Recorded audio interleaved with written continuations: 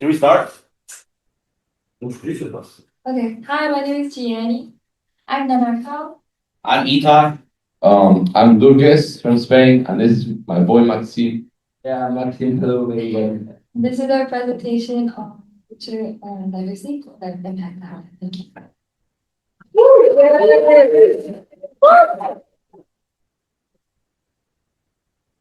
So this is a little quick team introduction. So yeah, my name is Gianni. I came from California. I'm 15 years old, and my job was to design the slideshow.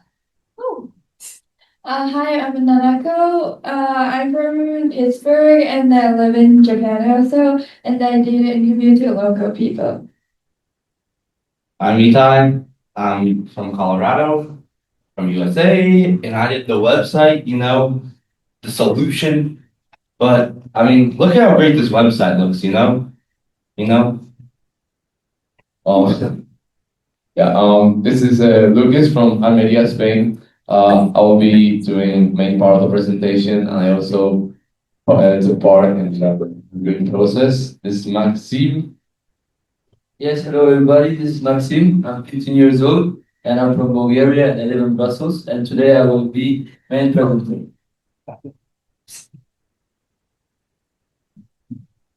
So today we'll start with an introduction.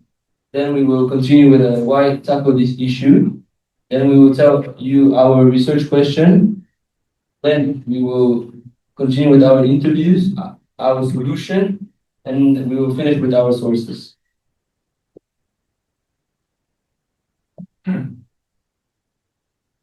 So we are going to go into our topic. So when we first got to Japan, we're people from many different countries, and when we were going over the topic of culture and diversity, we felt that one of the biggest differences was between our home cultures and that of Japanese culture, and we also felt that within our group we had interesting perspectives since we had Nanako who's lived in Japan for many years. So we felt this issue, which is also a broader issue within Japanese society, we felt like this could be an appropriate one to tackle as we have both perspectives.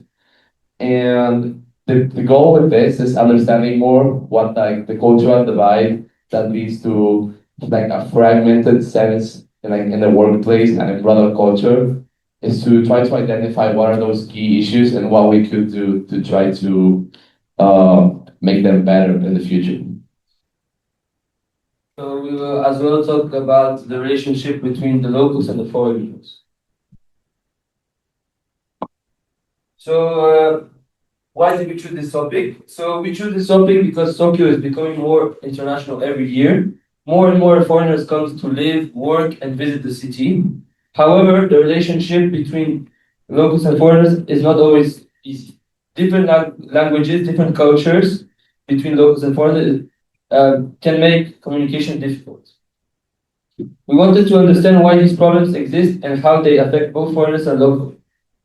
We also wanted to explore possible solutions that could improve their relationship and help them live together. During our research, we found that small action can make a big difference, such as learning few words can help a lot because by doing these words, you can show more respect and you show more kindness. We believe that cultural diversity is a good thing because everybody can learn from different backgrounds and this can result in better communication from both point of views. We hope our presentation helps you understand how should the locals and the foreigners work together and build good relationships. And here is our research question.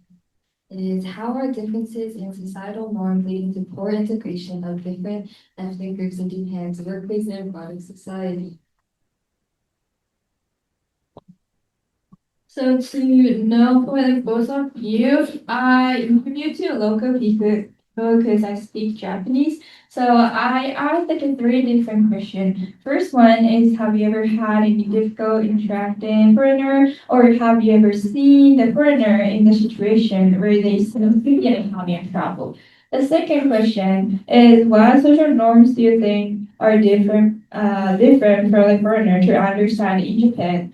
And the third question is do you think differences in the social norms can make it harder for foreigner to fit into Japanese workplace or society? So we asked more than 20 people in local at the Kichijoji, which is like recently it became a foreigner like visit places, and also she exchanged student in a year in a month.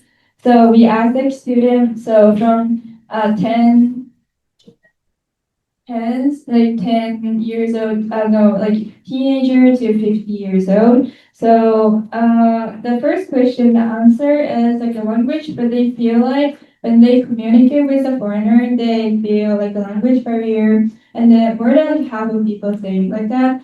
And the other people think, how do you think they usually, like, how do you, not usually, but some people see the foreigner cutting the line. The Japanese norm, like the culture is you standing the line in order, but they cutting the line maybe because they just don't know the rules. And then in Japan, they have a lot of way to like take throw away the trash, and you have to divide the plastic, and then you can burn. So some people think and feel like taking out the trash is also like having a problem. Like the foreigner seems like having a problem. So second question, the answer is the Japanese, the normal, they think is really hard to understand to a foreigner. Is like not talking in a train or like as you experience, I think you might know is in Japanese train is really quiet and they don't usually speak. They don't speak, but like so that is culture is different. Also, thus on the first question, they also said like taking the trust, the rule is really complicated, so they might hard to understand. And then there's also a question from question one is setting the line in order. This is kind of hard or is that I heard from a couple people. And then third question, do you think the differences of social norms can like, make it harder to fit into the society, in the Japanese society? And then more than like 80%, almost like 90% people say yes, because like as long as we actually respect each other's culture, I think we can like get understand each other. But like some people say no because like even though we know their culture, it might like hard to understand or they don't do even though they know. That's we got from the local people. Okay, so moving on to interviews with foreigners, I took over them, and I think that one of the main points that came across because we interviewed like people from different countries, different age groups. For example, we interviewed a couple from Italy. We interviewed this man moving from Dubai, and one of the most common findings we had was the societal outlook. We had this like idea of concepts such as a individualism versus a collective society. So Western society, where you might will look out more for yourself, whereas in Japanese society, the sort of order is set up in a way that benefits everyone. And that might be like a bit like harder on individuals sometimes, but it's for the greater good. But because this philosophy is so deeply ingrained in our respective cultures, it's sometimes very difficult to apply it to when we go travel other places. For example, 2 days ago, I was calling with my mom. She was like on the train, and because in Spain we're used to just like talk whenever, and she was like, I don't know this man just told me to like not speak on the train, and she was like getting mad, and I was like, no, mom, you like this is the way they do it here. Just like just do it. And we also found that language was a big problem since Japanese and English are that much more different. It's difficult to find a common ground. And we also found that people said that technology such as translation tools had made things much better, especially since COVID times. So we feel like that's one of the areas that will become less of a problem in the future, as also the level of English of the general population increases. And also another very interesting perspective that I think is not normally explored is also the bureaucratic side, because we had this man from Dubai that was moving to Japan. He had a Japanese wife, he had a daughter and everything. But he told us that he was having difficulty trying to rent out an apartment because there are like so many places that will just not deal with foreign citizens. And I think that's also an interesting aspect. And even though we don't have much power about bureaucratic side of things, we think that's also something to highlight because I feel like the institutions that we live in really have the power to like shape immigration. And I think it's something to keep in mind, even though we don't have the power to act on it. But it's something we should highlight anyway and strive to better over time. Hmm. So what was our solution? There were different things we were thinking of doing. For example, one man, I remember he said that all of the signs in Japan are in either Chinese, English, or Japanese. And so he said it was very hard for his parents from Italy to understand what these signs were saying, basically. So they didn't understand what to do. And he said if it were for him, and he understood English, they would be lost. So we were thinking of maybe putting up QR codes that they could find the rules in all of these different languages. However, we later came to the conclusion that we should build a website for tourists to understand simple Japanese culture, like what the differences in our society versus the Japanese society. So it's basically a whole course, and we took inspiration from Duolingo. And one of the biggest issues I had the first time was I would do it, and then it would lose my progress. So I made it so that you can save your data, and if we go into it, you can see all of the different features we added. So it sort of takes inspiration from Duolingo, and this is the Tokyo test to see if you're truly ready to enter the country. we thought it'd be interesting if like to enter Tokyo you have to pass the test, but I don't know if that's valid. So we all did it. So we tried to make it short. You know, people didn't want to spend 2 hours just so that they could enter Tokyo. We wanted it to be quick so that people would want to do it. You know, people don't want to stand out in Tokyo. They want to try to respect the culture. So if you go to the first part, this is public spaces, and it starts to lesson on what to do, really like the true important parts, and then like with differences, and then you get a little test. So does anyone want to try to let me go to the action. Does anyone want to try to answer some questions? You know, like which action is the mistake? You're heading home on the Yamanote line at 7 p.m. The carriage is full. You keep your phone on silent. You stand quietly holding the rail. You answer a short call from a friend, or you move your backpack to your friend. What do you guys think is the issue here? What could it be? Do we got any? Yeah, Ethan. Let's see. Now I want to show you guys what happens when you like let's say get a question wrong. So let's hope this is wrong. All right, so this is wrong, and then you can exit out and see what question you got wrong, so that you can really practice and be like solid with your skills. Another thing we implemented was you see this onigiri? Yeah. I wanted it to be like, you know, like a fun interactive game sort of. So every single, like let's play this daily XP. And then if you complete the lesson, you go to your collection and you see how many different things you unlocked. And these are like your little pets. And then here's the ramen dragon, which I really like. I spent a lot of my time trying to like get it to look good. Or like prompted it. And then this is what you get for passing the Tokyo test. Then I thought something was interesting, like you can choose different colors. So let's try this. You know, it changes the whole setting. Wow. You know, this is pretty neat. And then another feature is phrases. So these are like the most common phrases in Japanese that I thought were like pretty helpful. And like you can click on it to see what the correct pronunciation is. Sound off. Like, oh, let me. We're getting sabotage. 背景お願いします。お何名様ですか So this is like what they'll ask you, you know, how many people, and you hold your fingers up to like, let's see, what's another interesting feature? Should we go through one? No, that'd be crazy. But yeah, I feel like this is pretty interesting. Oh, that's homework for them. I have to go through. If you want to enter Japan again, you'll have to do it. And then this is like, because it's saved data, you can reset all your progress and you lose everything. If you like doing it for fun. But yeah, I think this could be interesting because many people we interviewed said like they found differences in Japan and they were like being looked at differently, or not differently, but like they would stand out sometimes. And for example, being too loud was one of the biggest examples, which people said it's really hard to change, but I feel like some of this other stuff is pretty simple, like taking your shoes off before entering a house. Many people don't really do that in America, I know. And so when coming to Japan, it might be something they don't actually understand to do. Another thing, bless you. Bless you. Another one was like chopsticks, basically, the chopstick etiquette.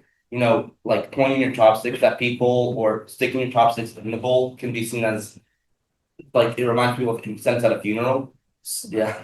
So it's just like the small things that can really like help people, like Japanese people, be like, oh, they know what they're talking about.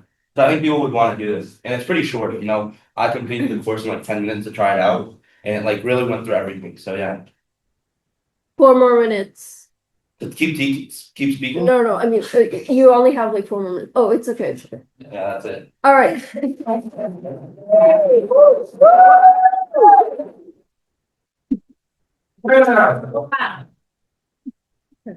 Any questions? You should all have Yeah, one. you should. I'm gonna start calling on people. Hey, Sora, I got it, Michael. what's your question? Why did you like make the website? Oh, Claude. No. No, so I really tried. I started on Claude Code, and Munis was like, "Don't do Claude Code because it makes it legal. It basically follows all the essential guidelines. It doesn't look pretty. It doesn't really work the way you want it to." And I've had like experience with Claude Code, and every time I don't really like how it looks. So then we switched to normal Claude, and it made it look very aesthetically pleasing, and it took up less credits every time. So I was able to keep working on it for longer periods of time. So I want to thank Eunice for that. Yeah, thank you. Laura. So you talked about how like you guys are dealing with SUI and it's like more of a tourist based app. So would you be thinking or considering making a different type, a different type of this website for like working or business, which is like a different? So when you say business, it's more of a long-term thing. And I feel like for that, they can basically use this and because this gives them all the basic essentials. And for the business side of things, I'm pretty unfamiliar. So I don't feel like it would be right for me to create something I don't know anything about. So probably not because I don't know anything about businesses in Japan and what goes on. While we were doing interviews, as my boy Lucas mentioned, he was finding sort of discrimination in the housing market. And I can only assume that's similar in the business side of things because for example, I believe many like businesses won't hire immigrant foreigners because out of fear maybe that they don't speak the language. So that might be a big issue. So I don't think I can help. I don't know what I would do because I don't know anything about it. Yeah. Yeah, Eunice. I have a question. So I don't know if you mentioned the interview, so I'd like to know more about who said and what they spoke about in terms of you can't hire a place if you're a foreigner. So how did that come up in an interview? And can you tell me more about that? What the hiring? Yeah. You said that you can't rent a place. Oh yeah, running. Oh no, it's just like I gotta give you a rundown on this man's side. It was like around like middle-aged man.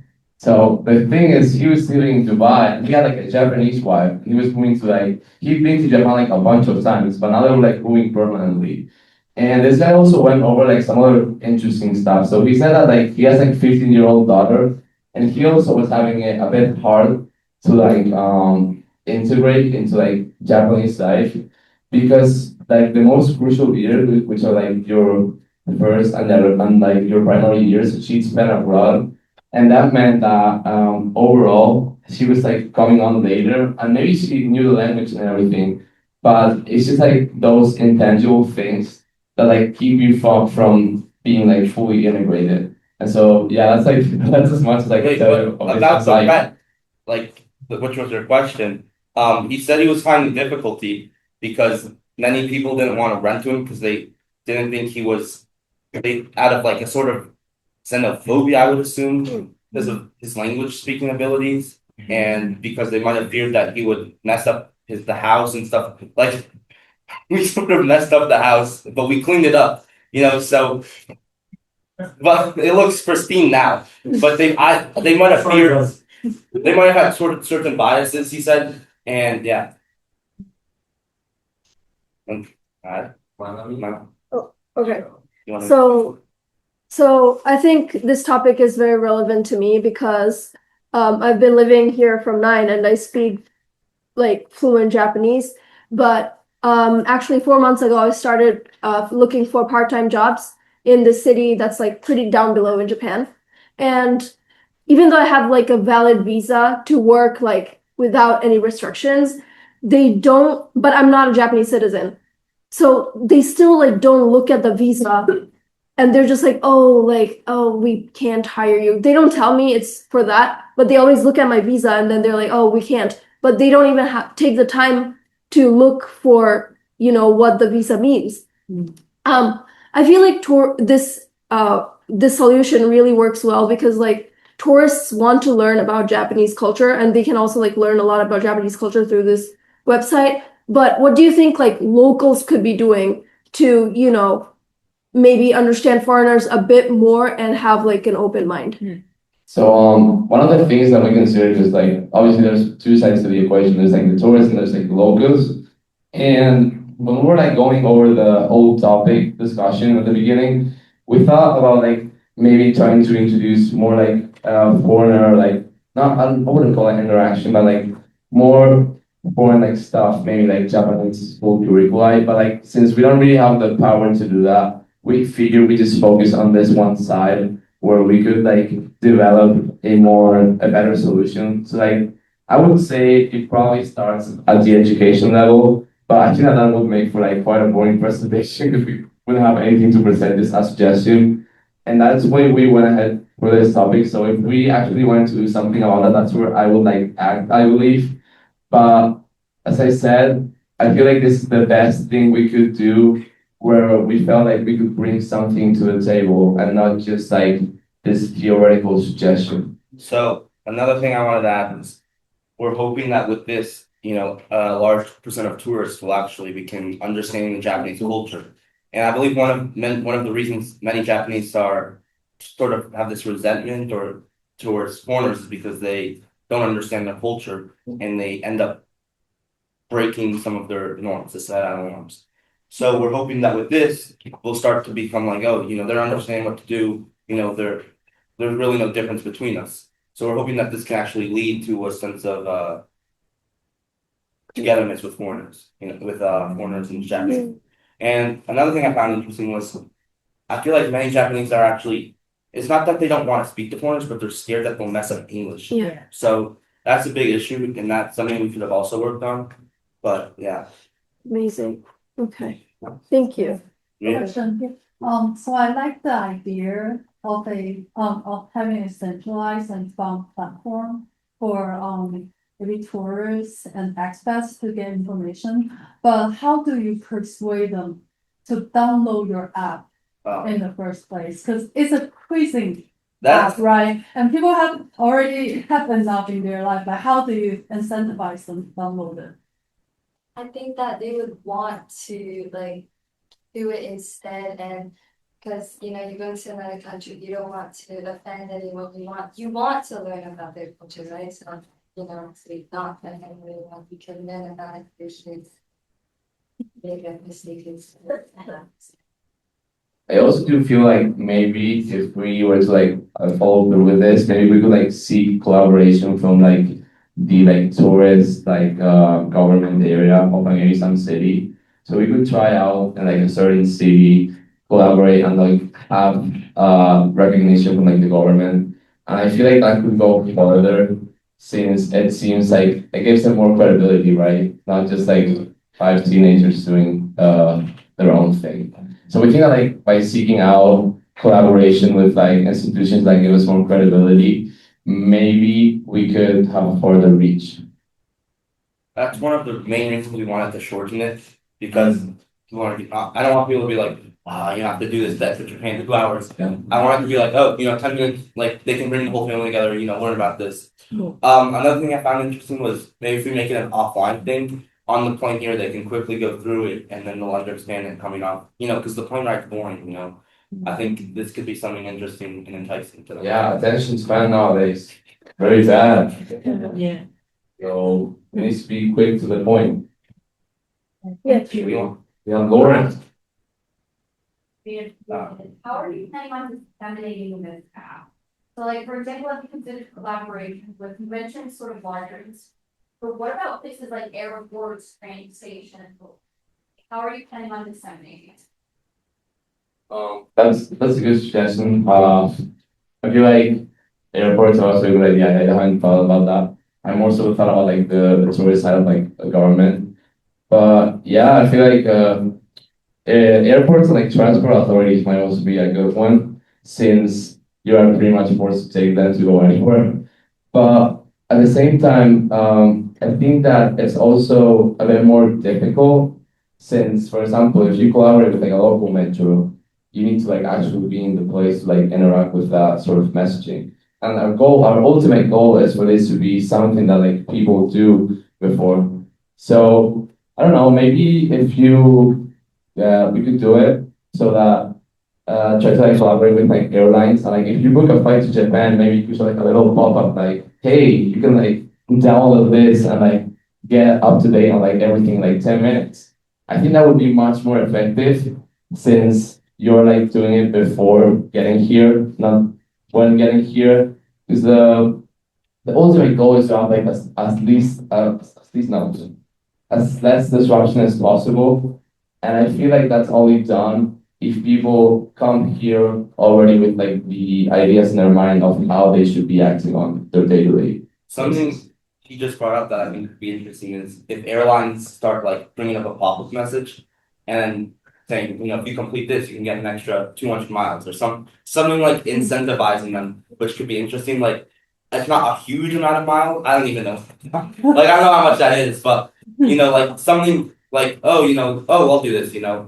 Like a quick survey based those things that they send you. And maybe with funding we can like supply stuff. But yeah, that could be interesting. Sounds like a plan. We're going over time, so please make it short. Is it go? Okay, I have a question for Nanako. Yes. So about the interviews, we're going backtrack. Did you see any like patterns in the based on demographic background? So for instance, older people tended to answer this way, or maybe younger people tended to answer this way. Did you see any differences? Oh yeah, I saw as It hasn't been on the whole class. so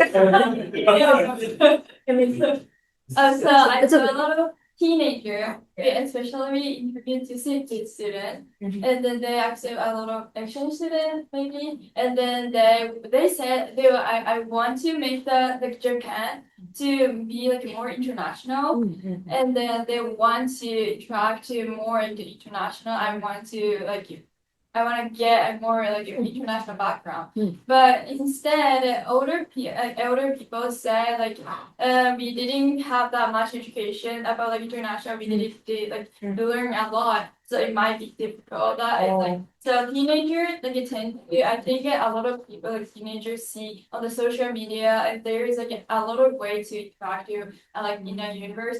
So like the teenagers tend to say like I wanna like communicate, like interact with like international student or any foreigner. Then other people tend to say, I don't think we can live together. That's interesting. Yeah. Thank you. I think it's also interesting, like, to highlight that, like, we also had like a more difficulty getting interviews with older people. Really? They were like more prone to saying like, no, sorry. Yeah. That was a problem in general. I feel like it was hard to get interviews in the first place, but especially older people did not want to. Oh, interesting. Thank you. All right, thank you guys so much.